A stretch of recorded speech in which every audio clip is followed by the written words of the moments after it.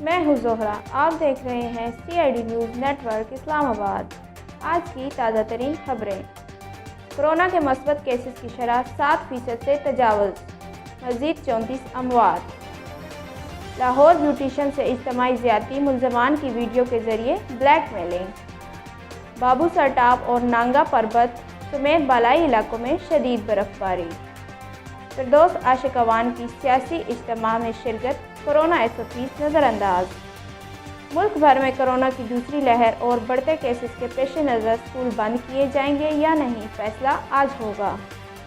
مسلم league نون کے صدر اور قائد حزب اختلاف شہباز شریف اور حمزہ شہباز کی پیرول رہائی کی درخواست جمع کروا دی گئی۔ نو مسلم لڑکی آرزو فاطمہ نے ایک بار پھر والدین کے ساتھ جانے سے انکار کر دیا۔ 26 نومبر سے ملک بھر میں تعلیمی ادارے بند کرنے کا اعلان۔ You are watching CID News Network Islamabad.